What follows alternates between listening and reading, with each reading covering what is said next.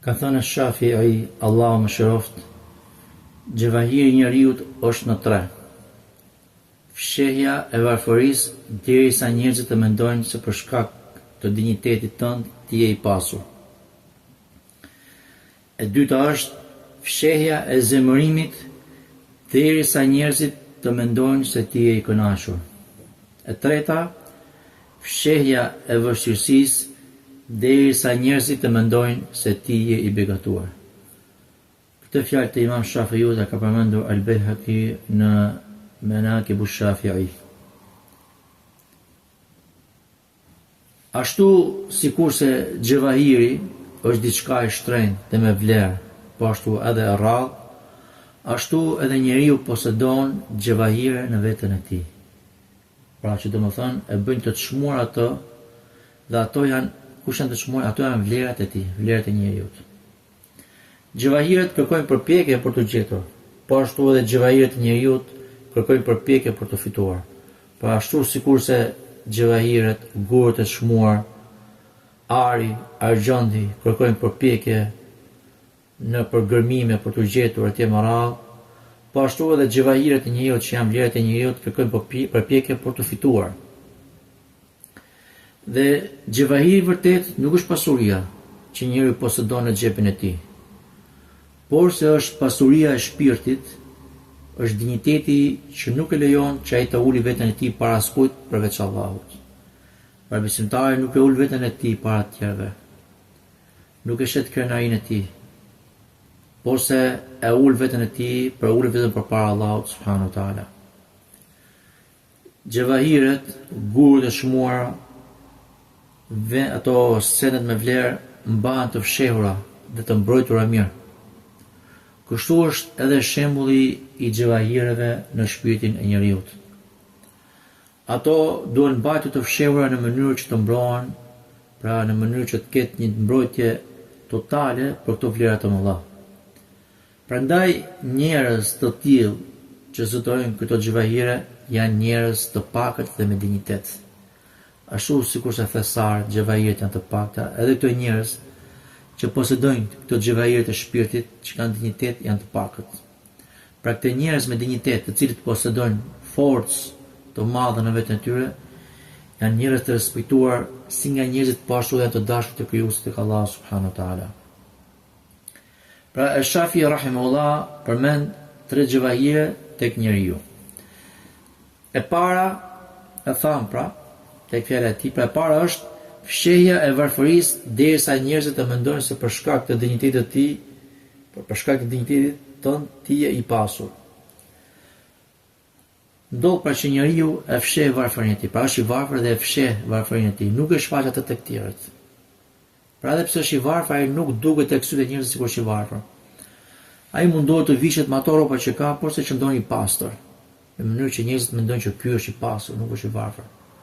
Pra, e ka shumë kolla edhe një njeri i varfër, posedojë disa rroba të mira, dhe mjafton që t'i hekuros dhe t'i mbaj pasur dhe të vishet mirë me ta, ai jep përshtypjen tek njerëzit që është i pasur, për shkak të pamjes së jashtme, edhe pse ai është i varfër. Pra, mundohet të vishet me ato rroba që ai posedon, duke i përmbajtur higjienës dhe pastërtisë, derisa njerëzit mendojnë se ai është i pasur, dhe kjo për shkak të dinjitetit dhe përmbajtjes së tij. Edhe pse është i varfër, ai nuk ja shtrin dorën të tjerëve, por se kënaqet me atë që ka dhënë Allah subhanahu wa taala. Po megjithatë ai nuk e le veten e vet mazdore, duke qenë i shkujdesur, por se kujdeset për veten e tij, saqë kur e shikon të jep përshtypjen se ai është i pasur dhe refuzon ta kthejë atë nevojën e tij në ankesë publike, pra nuk ka nevojë ta bëjë të madhe atë nevojën që ka. Duke thënë njerëz, o ju njerëz, un kam këtë hall dhe këtë hall, jo. Ai veçohet me Allahun subhanahu wa taala, i drejtohet atij me lutje dhe komplet ankesat e tij që ka ja deton vetëm Allahut, sepse di shumë që vetëm Allahu është cili përgjigjet lutjes së tij. Njerëzit nuk kanë gjë në dorë.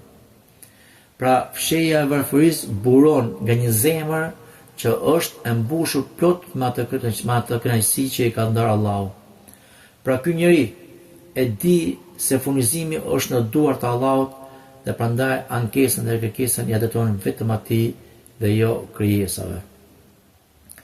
Ka thënë Allahu i lartësuar në Kur'an: للفقراء الذين أحصروا في سبيل الله لا يستطيعون ضربا في الأرض يحسبهم الجاهل أغنياء من التعفف تعرفوهم بسيماهم لا يسألون الناس إلحافا وما تنفقوا من خير فإن الله به عليم.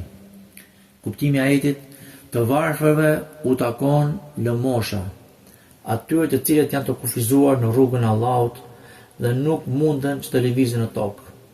Ai që nuk i njeh ata, nuk ka njohuri, kujton se ata janë të pasur. Dhe kjo për shkak të vetëpërmbajtjes së tyre, përmbajtje nga lypja. Dhe nga shenjat e tyre që ti i njeh ata, është se ata nuk i lypin njerëzve me këmbgulje. Dhe çfarë ju shpenzoni për të mirës me të vërtetë, Allahu është i dijshëm për të. Suratul Bekare, ajeti 273.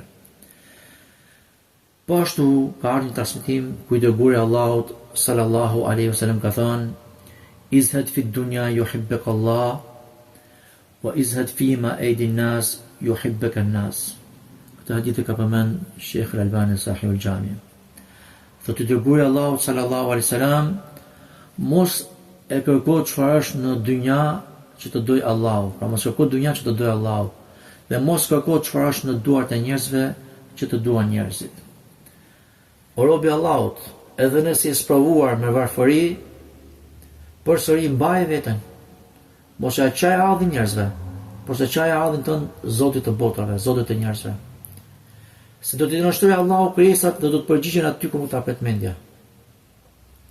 Kush e ka këtë ajet që përmendëm parë dhe këtë hadith që sapo përmendëm më lart, e ka si parim në jetën e tij, atëherë dije se ai do të jetë i dashur tek Allahu, po ashtu edhe tek njerëzit dhe po ashtu edhe i respektuar tek njerëzit. Thesari pa Gjevahiri i dytë, pra e dyta që ka përmendur Shafii, Allahu më shëroft, është fshehja e zemërimit derisa njerëzit të mendojnë se ti e kënaqur.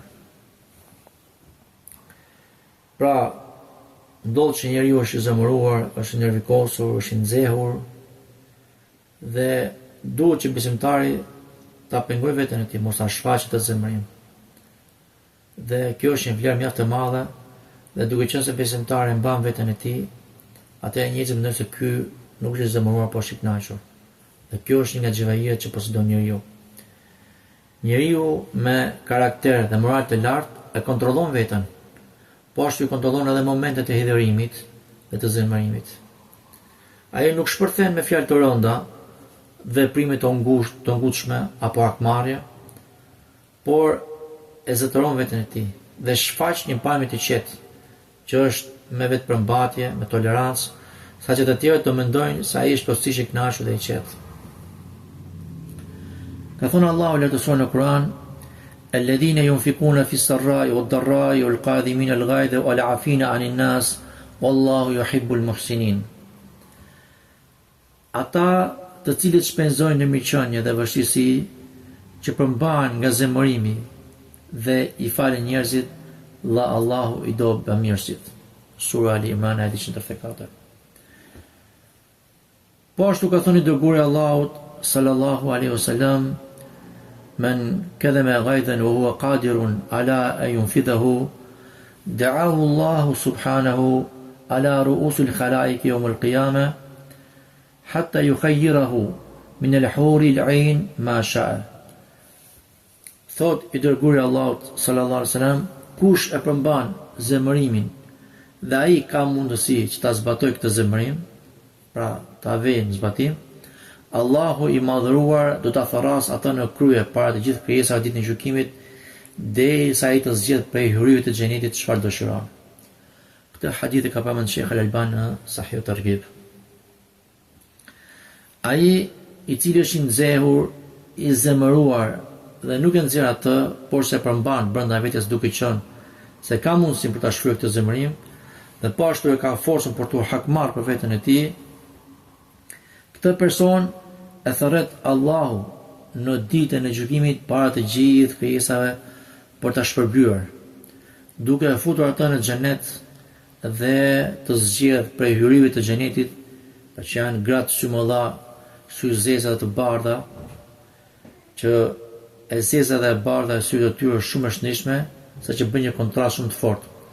Allahu këtë person e ka zgjedhur para gjithë krijesave që ky ka drejtë të zgjedh nga hyrit e xhenetit shpërbim për shkak se ai e ka mbajtur veten nga zemërimi dhe ka pas mundësinë që ta shkarkojë, ta shfryjë zemërim. Por se për hir Allahut ka bërë durim dhe e ka mbajtur veten e tij dhe nuk është hakmarr për veten e tij, por se kur është hakmarr vetëm për hir Allahut dhe për kënaqësinë e Allahut subhanahu wa taala, sikur se ka vepruar pejgamberi sallallahu alaihi wasallam. Kjo sepse ai person duroi për hir Allahut, e mbajti veten e tij me forcë, por të mos e shkarkuar këtë zemërimin e tij të ashpër. Dhe si shkak i këtij durimi, i kësaj përmbajtje, ai fitoi xhenetin e Allahut, fitoi shpërblimin e Allahut, që Allahu do t'i japi të drejtë të zgjedh pa nga gratë e xhenetit. E treta është fshehja e vështirësisë derisa njerëzit të mendojnë se ti je i begatuar. Pra, ato sprovat që njeriu i ka, nuk i shfaqet të tjerët, nuk ka nevojë ta marrin vesh të tjerët, por se i fsheh. I fshen aq fort, aq shumë, sa që njerëzit mendojnë ky nuk ka sprova, është i begatuar. Dhe s'ka dyshim se çdo njeri sprovohet në jetën e tij me sprova të ndryshme. Qofshin këto humbje të pasurisë, sëmundje, vdekje, apo humbje të varfë të afërmëve, tron ditën e jetës etj me radhë, përse ai duhet bëj durim dhe të kthehet tek Allahu. Pra, me gjithë sprovat që kanë goditur, ata ai duhet bëj durim dhe të kthehet tek Allahu dhe mos i ankohet njerëzve për sprovat që kanë goditur. Nuk ka nevojë të shkoj tek filani apo te alani thotë, ka rënë ky hall, ka rënë ky problem, fëmia ka këtë gjë, gruaja ka këtë gjë etj me radhë. Jo. Ato hall, ato probleme nuk i kanë ti vëllai musliman, kanë dhe të tjerët. Por sikur është dallimi jot nga të tjerët, sepse ti këtë çështje e parashton tek Allahu subhanahu wa taala. Dhe i tillë ka qenë pejgamberi sallallahu alaihi wasallam që ka qenë shembull për ne.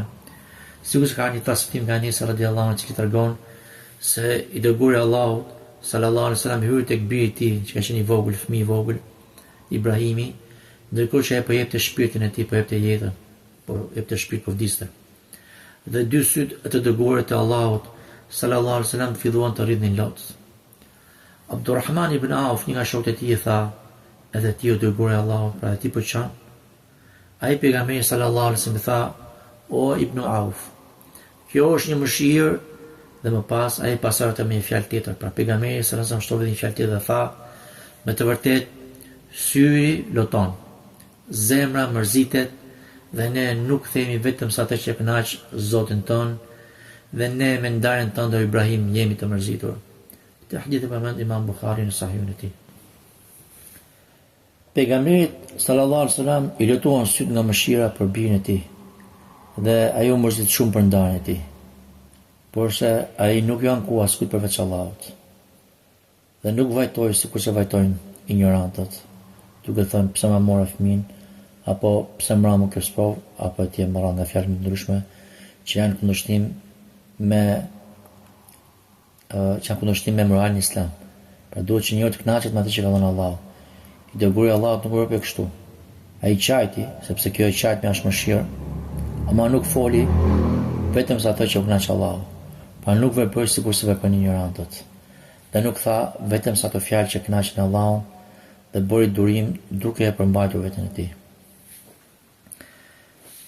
Fshehja e kësaj vështirësie nuk do të thotë mohimi i dhimbjes, pra ti nëse e fsheh këtë vështirësi që ka dhënë Allahu, nuk do të më thonë që ti po e mohon këtë dhimbje. Jo, përkundazi ti e pranon dhimbjen, e pranon si sprov, ama e fsheh. Pra nuk është nevojë që ta marrin vesh njerëzit. Por se këtë drejtim e adreson pra tek Allahu subhanahu wa taala, i kthesh Allahut dhe ja shfaq, ja parashtron këtë situatë, këtë sprov Allahu, sepse vetëm Allahu është i cili të jep zgjidhje. Pra në këtë rast fshehja e vështirësisë nuk do të thotë mohim i dhimbjes, por se është drejtimi i ankesës vetëm tek Allahu, sikur që veproi Jakubi alayhis salam me sprovën që ra, pra ato që sajuan djemtë e tij, pra kur sprovua me djalin e Jusufin dhe me Benjaminin. Çfarë tha Jakubi alayhis salam, pra Allah në përmend Kur'an, në surën Yusuf, qala innama ashku bathi wa huzni ila Allah wa a'lamu min Allahi ma la ta'lamun. Ai Jakubi tha, me të vërtet unë ankohem duke ja drejtuar pikëdhimin tim, duke ja paraqitur pikëdhimin tim dhe mërzitjen time Allahut. Dhe unë di nga Allahu atë çfarë ju nuk e dini. Normalisht të gjithë njerëzit pikollohen kur mërziten, kur sprovohen, pra pikollohen, mërziten kur sprovohen. Por se gjithë urtësia e kësaj është se ku duhet të jetë adresa për ta dorëzuar këtë ankesë. Për çdo gjë që e godet besimtarin, ai duhet të kthehet tek Allahu, sepse vetëm tek ai është kthimi. Ai, Allahu është i cili kujdeset për robën e tij. Dhe duke qenë që ti e di shumë që Allahu kujdeset për ty, atëherë automatikisht e drejton ankesën, nevojën tënde tek Allahu dhe jo te krijesat. Sepse krijesat nuk kanë gjendor, janë krijesa për vete, kanë nevojë për krijuesin. Janë krijesa së puna jote. Pra Allahu është i cili kujdeset për robën e tij. Vetëm ai Allahu qetëson robën e tij, jep zgjidhje. Vetëm ai jep rrugë zgjidhje për çdo gjë. Edhe sikur njerëzit mbledhen të gjithë për dhënë rrugë zgjidhje, ndoshta mund të jep një lloj rrugë zgjidhje e vogël, por se rrugë zgjidhja e plotë dhe përfundimtare vetëm për Allah subhanahu wa taala. Ai është Allahu subhanahu wa taala i cili ta shëndoron dhimbjen tënde në lehtësim dhe po ashtu nëse ti bën durim në këtë sprov që të ka rënë, normalisht të ta lehtëson, por se edhe të shpërblen. Pra të shpërblen për të sprov që të ka rënë. Dhe prandaj robi duhet të jetë i kujdesshëm kur i bin sprovat. Jo të bortas e toleras dhe ti trajtoj ato sprova sikur marrë gjithçka dhe nuk ka më shpresë më. Jo. Allahu subhanahu wa taala ta sprovon sipas forcës që ti ke, ai sa mban. Dhe nuk është kiameti, gjithë sprovohen. Po më i mirë është i cili bën durim dhe e kthen sprovën tek Allahu subhanahu wa taala. Dhe kjo traditë e kthimit të sprovës tek Allahu, ankimit tek Allahu, është traditë e profetëve. Qof nga profetët e hershëm, sikur se përmendën Jakubin alayhis salam, e shumë profetë që kanë pasur sprova të tilla. Po ashtu dhe tek i fundit që është vula e profetëve pejgamberit sallallahu alaihi wasallam, i cili ka qenë shembulli më i mirë për besimtarët. Prandaj, robërt e Allahut, edukojini vetët e juaja duke u kthyer tek Allahu në çfarë do lloj gjendje. Pra bëjini edukat këtë gjë. Bëjini disiplinë në veten e juaja dhe në jetën tuaj, që kur Allahu t'ju sprovojë me ndonjë diçka, ktheuni menjëherë tek Allahu dhe lërni krijesat. Normalisht edhe ti do kthesh me kuptimin të krizës, do kesh një nevojë, do ta qash me vllain tënd, me motrën tënde apo me të afërmit tuaj që të gjenden, ama si ankesë ku janë ku Allahut, sepse Allahu t'i pësite, Allahu ta hap çështje. Pra, duhet që besimtari ta edukojë veten e tij me kthim tek Allahu në çfarë do të gjendje. Sepse kthimi tek Allahu është adhurim i vëllezër, ke shpërblim. Kush i kthehet Allahut ka shpërblim. Por se ke shpërblim dhe në këtë botë, po ashtu dhe shpërblim në botën tjetër. Dhe s'ka dyshim që ai person që kthehet tek Allahu, po ashtu tregon që ai është i dorëzuar tek Allahu dhe nuk ka gjë më të bukur kur besimtari dorëzohet tek Allahu. Sepse ai person i cili dorëzohet tek Allahu e ka kuptuar shumë mirë që kush dorëzohet tek Allahu automatikisht do të vijë rrugë zgjidhja për çdo gjë. Sepse vetë Allah na ka thënë Kur'an, fa inna ma'al usri yusra, inna ma'al usri yusra. Me të vërtet, bashk me vështirësinë është lehtësimi. Është diçka që është përkthyer gabim, inna ma'al usri yusra. Çfarë kanë përkthyer? Këto që kanë përkthyer të kuranore ose Kur'ani, kanë thënë me të vërtet pas vështirësisë vjen lehtësimi. Kjo është gabim. Fjala ma'a në arabisht do të thonë të dyja bashkë.